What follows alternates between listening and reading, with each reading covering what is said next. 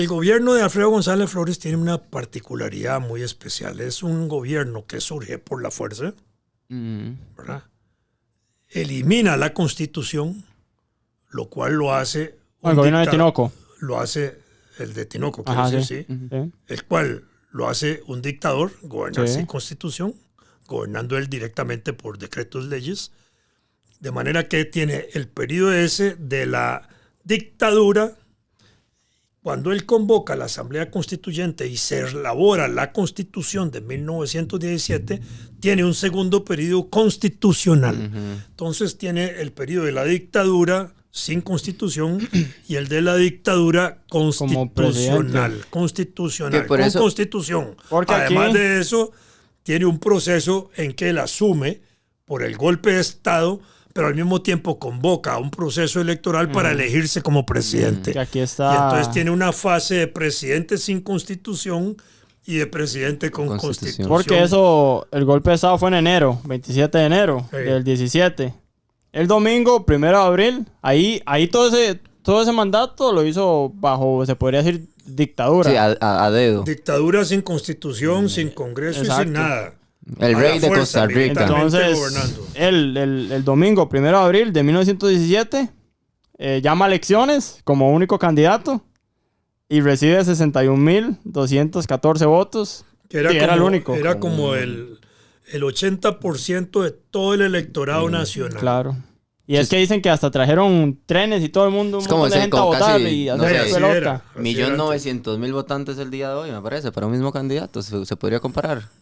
Tomando en cuenta no, es que no hay ninguno que llegue al 80% de votos en este país. No, imagínate, sería un montón. No, digo yo, serían como 1.900.000 votos. Revés, que apenas el 70% de la gente vota. Sí, digamos, es como si literalmente todos los que votamos hubiésemos votado por una misma persona. Para hacer idea. Y curiosamente, el expresidente Rafael Iglesias Castro, que no era candidato, ¿verdad? Obtuvo 259 votos. Por aquello. Entonces, antes, ¿cómo era, hombre? Mira, apuntaban el nombre de la persona. ¿Y qué? ¿Ponían el dedo o qué hacían?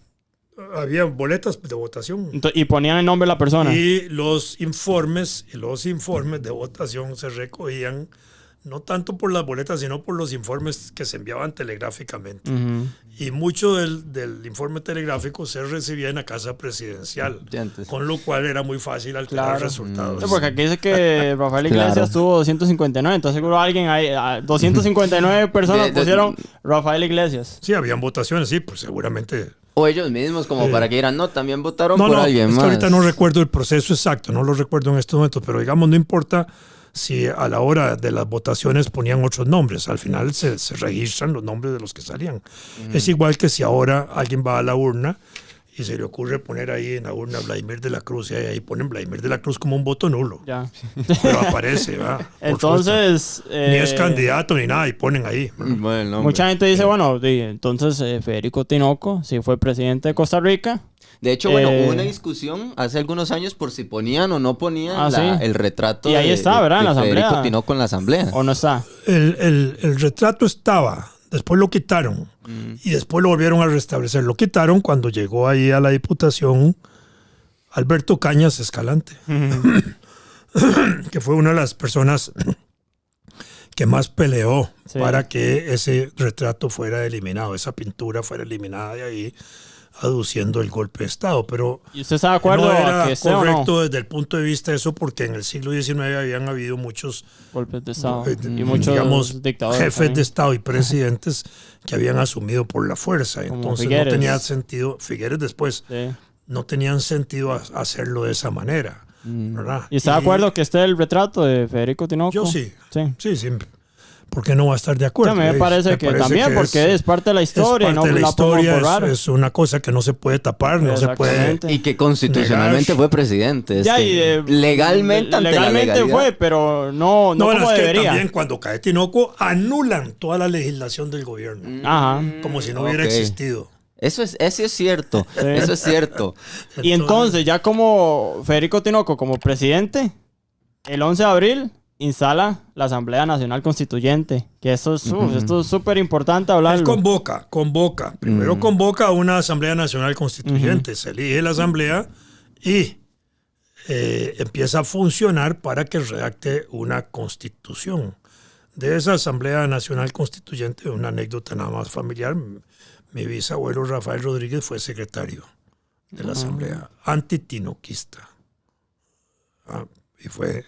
Y cuando viene la sublevación contra Tinoco, mi bisabuelo está también ahí peleando con Julio Acosta desde San Ramón contra la dictadura. Bueno, esto nada más para como una curiosidad de ser invitado en esta ocasión. No, claro. Y de estar vinculado a esa asamblea por mi bisabuelo. Claro, haber conocido, o sea... Sí, claro, y todas esas mentes. Claro, es haber conocido a alguien que estuvo ahí, digamos, que...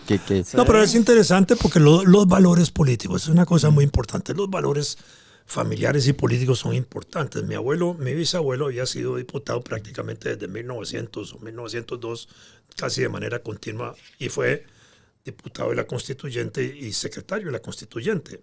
Pero en 1920, cuando ya había caído la dictadura, mi bisabuelo seguía siendo un activo político ahí, reconocido en San Ramón, y quiso volver a ser diputado.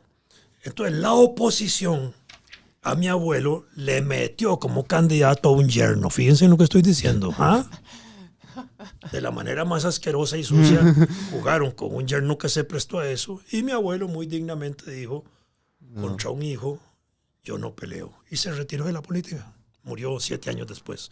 Bueno, esto para que vean lo que son los valores familiares importantes, ¿verdad? Claro, y eso, bueno, es que qué importante porque sea como sea, yo sigo insistiendo en que la política es algo como que la gente quisiera desconocer completamente, pero que está ahí, ha estado ahí, que va a estar ahí, y que nuestras familias influyen muchísimo, y que también a veces hay que escuchar un poquito porque, digamos, creo que ¿qué es lo que voy? Hay gente que vivió cosas que nosotros no vivimos, la gente mayor vivió cosas que nosotros no vivimos, digamos nosotros los jóvenes, y que tal vez nos dicen algo, nos dicen, bueno, es que en los 70, 60 pasó tal cosa y tal otra. No tomar esos consejos por desapercibidos ni tomar esas cosas por desapercibidas, porque es gente que estuvo ahí, gente que tiene unos, o sea, que vio la política de como nosotros no la hemos vivido.